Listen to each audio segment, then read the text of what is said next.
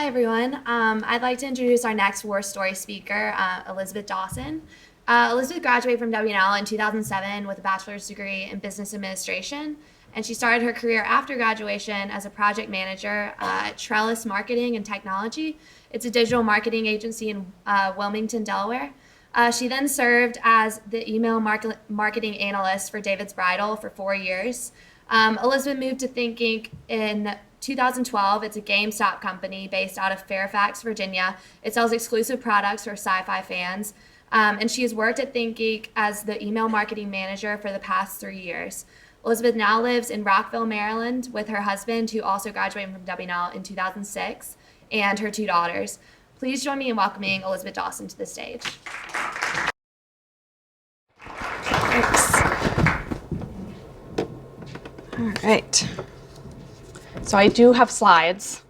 I'm much better when I can see something and when I have it written down than off the cuff, unlike Gerard. So I am going to be speaking today about my time when my marketing efforts got a little bit too personal. The title is kind of pulled from one of my favorite lines from any sort of morning. And it will become apparent why this is relevant in just a minute. All right, so we do have a little bit of an introduction about me. I graduated in 2007 with a degree in business administration from WNL. While I was here, I also was the editor-in-chief of In General, which is still around, which is wonderful. And I was also a social chair, and I took a lot of courses in art history, and so I think I had a pretty well-rounded liberal arts education here. After I graduated, I started working as a project manager at a digital marketing agency. I kind of did everything on a variety of projects, from e-learning seminars for pharma clients to campaigns. So I got a pretty well-rounded experience right out of the gate. Then I went on to David's Bridal, where I worked as an email marketing analyst for 4 years. This is where I kind of started my career in email marketing and digital marketing. And then a couple years ago, my husband and I moved to DC, and I started as an email marketing coordinator for ThinkGeek, which was then a small publicly owned company. And now I'm the email marketing manager, and I'm the only email marketer for our company. So ThinkGeek. So as I said, ThinkGeek was pretty small, but it was also publicly owned. It was founded in 1999. And it started out by selling kind of clever t-shirts to programmers and IT professionals trying to fill a niche that wasn't there at the time. A couple years ago, we were purchased by GameStop as part of their family of brands in 2015. And we sell everything from apparel, unique home decor, licensed collectibles, electronics and gadgets, pretty much anything that gears towards geek and pop culture. We even make our own stuff. There's a few examples here. We have a Tesla watch, the solar orbit necklace, and a Death Star waffle maker. So we have an in-house team that develops these in-house and sells them online, and as well as in 25 physical stores now. So we were primarily online, and now we have some stores in malls. And then we also wholesale some of the products as well. And for my team, which is really just me, we email several times a week to a very large subscriber base, a few million of our customers. And we drive we're one of the primary channels for revenue on our site. So I'm going to be talking a little bit today about So personalization is basically when you're using data and information on a customer to market a relevant and personalized message. So it's incredibly effective. It improves click-through rates by 14% and conversion rates by 10%. And a click-through rate is basically one of the terms that I use, which is the number of messages. And conversion rates vary by industry, but it's about, for us in retail, it's orders per visit. So it's really effective. And there's a lot of data that we can use to personalize a message. So for example, anything that you fill out on a form when you're signing up for a newsletter, your name, your gender, your zip code, when your birthday is, how you like to view emails or visit the website. We can even look at your last purchase, your first purchase, if you've accrued any reward points. When did you last purchase? What kinds of things are you interested in? Do you have any preferences for frequency or content?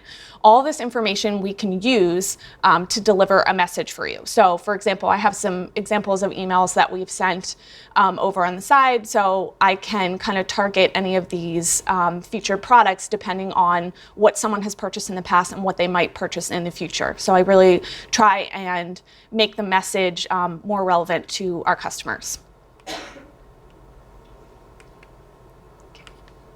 All right, so here are some really great examples of emails that use this. So Dunkin' Donuts looks at the best time that you like to get your coffee. World Market uses my birthday information and my first name to send me an offer. Hot Topic sends me a message. I'm only on their list for professional reasons. Do not shop at Hot Topic.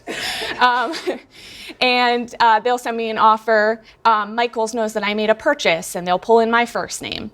And Lowe's notices that I am in Virginia, and so they'll send me something about a no sales tax weekend. So there's a lot of great ways and a lot of information that you can pull in. Things that's available to everybody is your name. So it's a really great tool for marketing. A study last year actually found that adding the first name recipient to the subject line increases the probability of someone opening it by 20%, which has the result of increased sales and a reduced unsubscribe rate. So it's a very simple thing to do. You know, you can see pretty much everyone can pull in your first name, and it just catches your eye. It makes that connection with you. It's a little bit, you know, it kind of makes it a more personal message for you, and will, you know, kind of increase your chance of opening the email and looking at our content. So this sounds really great. It's really basic. What could possibly go wrong? So this is kind of where my talk is going today. So a few years ago, I really wanted to get on the train of personalization, so to speak. And I had been working at ThinkGeek for a couple of months, promoting the launch of our Father's Day gift center. It was really cute. It was based on a book that had come out called Vader's Little Princess. So it was a fun little children's book about Star Wars and Darth Vader. And I wanted to craft a subject line that would tie in this gift center, Father's Day, the theme of it, and then kind of speak to our customer base. So we do have a lot of Star Wars fans, and I wanted to stand out a little bit instead of saying, here's our Father's Day gift guide. So I decided to use a misquoted line from The Empire Strikes Back. Most people will recognize it, you know, Luke, I am your father. And instead, I'm going to replace Luke with this person's first name. I thought it was, you know, clever, a little different. It would really tie in with the theme of our gift center. And so I tested it. It looked really great in the inbox. It looks really nice. When you open the email, you can see right away it ties in with our. So I went ahead and sent this out to our 2 million subscribers. Customer response was less than ideal. Essentially what happened was people really did not respond as I had expected. So, excuse me. So our call center got an increased volume of complaints. We also got a newsletter reply mailbox, which I get newsletters, got a significant number of emailed complaints. And some of the complaints about my subject line included that their father had died recently. And they were looking for their biological father. They were estranged from their parent or had never known their parent. And finally, I had one response from someone who felt that the message was a trigger as she had been abused. This was not my finest day as a marketer. Something that I thought was really clever obviously backfired in a big way. I did respond to every single person who emailed us and apologized that my well-intentioned subject line did not go over as I had intended. I was very genuine in my response, something that I think was probably instilled in me when I was at W&L, just giving, apologizing to customers and making sure that their voices were heard and that I was incredibly sorry for the way that it came across. So I did kind of dust off my pride after a few days, and there are a few things that So the first thing is communication. I think that one of the things about digital marketing is that at the heart of it, email and digital marketing is still personal communication. So it's why myself and any other email marketer out there really hates the term e-blast. And so if you ever hear this in your career, shut it down immediately, because it's a terrible way to look at email. That is, you're just blasting it out to everyone. Your message is going to be landing in an inbox alongside communications from, parents, for example. Any sort of, friends, relatives, anything like that, credit card bills, that sort of thing. So it's really important to remember that this is, you're emailing people and it's in their inbox, you're making that one-to-one connection with someone. So you always want to keep in mind that you're, consider the context of what you're sending. See if you can make it, not as personal as, you think that you're being. Secondly is that engagement can be bad. So I think you're talking about engagement being always a good thing. So, my open rates were great. It's probably the best we'd ever had in months. But it gave our subscribers a really bad experience. They had a negative reaction when they saw that. It's almost like the clickbait headlines that you see, and then they open what they're reading and it's not what they think it is. So you want to consider the entire picture of your campaign and ensure that what you're measuring as successful, makes sense. And you also want, as Gerard said, it's all about trust too, that you really want to keep in mind that you are cultivating a relationship with a customer and you want to keep them as a customer. So, be trustworthy, be transparent. That's why I responded to every email. I'm there. I understand someone's, upset, and I acknowledge that, and I, change it for the future. Always be testing. The great thing about digital marketing, and something that I love, is that there are so many tools out there to test whatever you're doing. I can put in subject websites and see, are they going to trigger a spam flag or anything like that. What I send emails from allows me to test a really small group of people and test a subject line and then send it out to everyone before just sending it out. I can make changes. I can see what the feedback is. I can see, if one subject line is or type of content is generating a better response than another one before I send it out to everyone. So you always want to test something, test a theory, because you can prove what what you think is true. And sometimes what I think will be the best subject line or the best content is not necessarily the case. And finally, don't take it personally. One thing I really value is that we make sure that every response to an email, comes to my inbox. I can see it, and it allows me to get customer feedback and to see, how people are responding to it. But I have developed a little bit of a thick skin. Not everyone is going to like what you put out there. I think the great thing is, you can see there's tweets and Facebook comments and emails that are coming in, and you can get feedback almost instantly. But it's really important to remember that, not everyone's going to like what you do, and you want to do the best that you can. Look at your numbers, engage your customers, and be transparent, like Gerard said, and be trustworthy. So I definitely try and keep all of this in mind. I think part of being at W&L, you make mistakes, you move on. And so, kind of dusting yourself off and being confident that what you're doing is important, and moving on. So, how many complaints did you get out of that 2 million emails you sent? Well, a fair amount. I think we did get probably at least 50 calls to our call center, which is pretty significant for an email. To the reply, I think we got over 100 responses. So some positive, some thought it was funny, but most people found it incredibly misleading. So it was a tough day responding to all of those.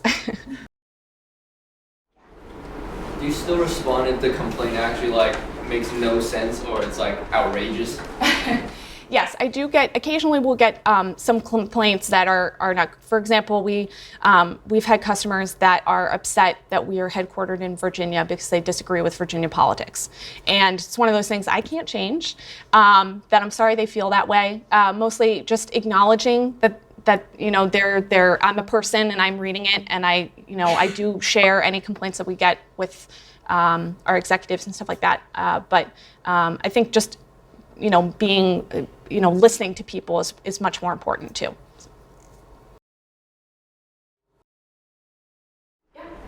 Do you have like a general rule of thumb for how many emails you send like per week or even per day, just to not overkill it, but you also want your name in their inbox? Sure, yeah. So I'll say when I was at David's Bridal, we were emailing pretty much every day of the week. So it's a lot of emails to a lot of brides.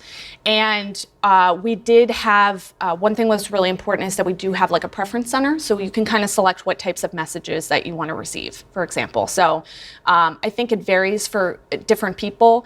Some people love getting emails from everybody and they open every email. And some people have, for example, they have a folder that they put any email marketing that they get and they rarely check it. So it really varies. I can run a lot of, I do kind of take a look at our list every now and then and see people that haven't opened in a long time, send them a message and say, hey, do you still want to receive this? And that really helps kind of decide that for me.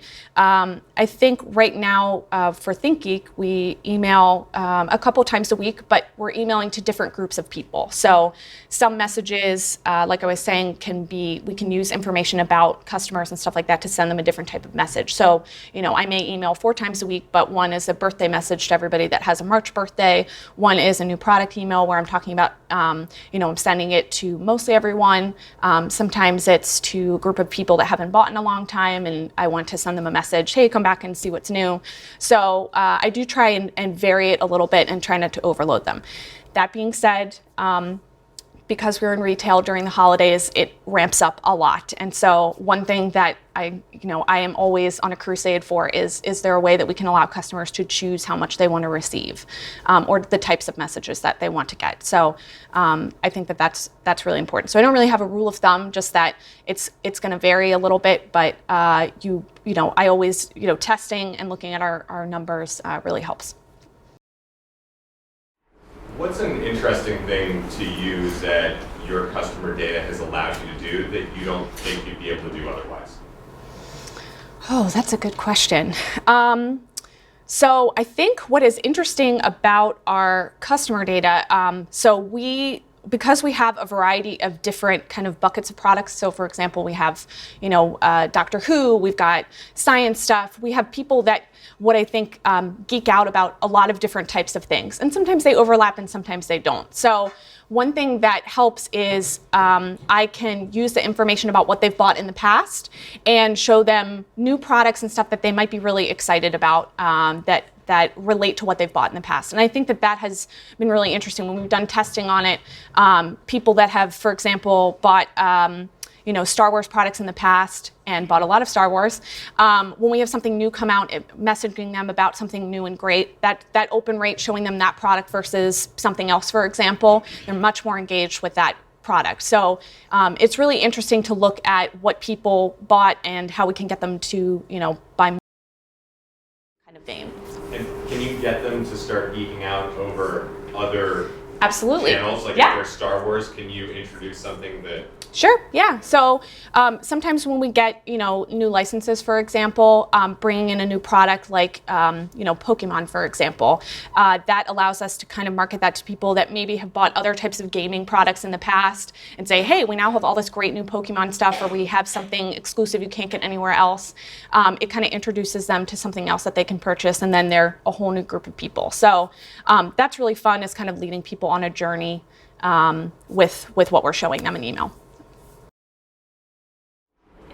What was an example of something that, on the flip side of so this was a mistake, what has been something that you did that was very, very effective, that you got really positive response? Okay, so I actually have a recent example where I did use a first name that ended up being super positive. So we came out with this new product. It's a Star Trek comm badge. So basically it's a little pin that you can wear if you've ever seen Star Trek, but it's Bluetooth and you could take calls in it and that sort of thing. And so I wanted to send it to our our email list, where I did send it to our Star Trek folks who were already going to buy it anyway.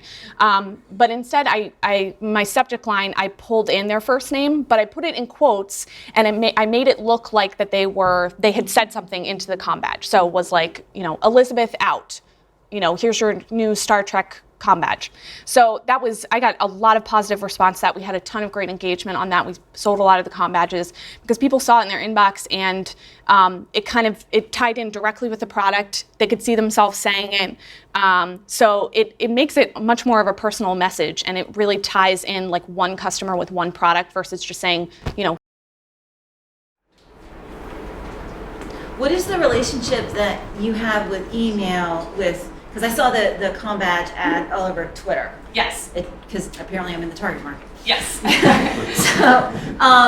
So what is the working relationship that you have with the people who are doing social media choices or other sort of digital placement choices in terms of relationship, complementarity, those kinds of things? Yeah, absolutely. So ThinkGeek is still a pretty small team. So even though we're part of GameStop, we're still really small. So our marketing team is probably like 12 people total. So we have a director of product marketing, and we have our social media manager, and we do work very closely. We know we have kind of key products that we look at on a quarterly basis, what we think are going to be really important. And so we do, we have a couple meetings where we say, what are we going to promote on the site? What's going to be in email? What's going to be in social? And we try and kind of tie that in together. And certain things are going to work better in other mediums. So, Twitter is really great for promoting the comm badge and even putting a video of how it works in there. Email is really great for providing much more information about it, what the features are, that sort of thing. And the website is, it's right in the carousel, so you're getting new visitors. So we do work really closely to kind of look at what the key products are and how they can tie in. The other thing with digital is I can take our email subscriber list and we can marry it with our Facebook marketing. And so you can really target people who are both on our email list and on Facebook. And so we can, put those two together. So you get kind of the whole omni-channel experience. Great. Thanks so much, guys.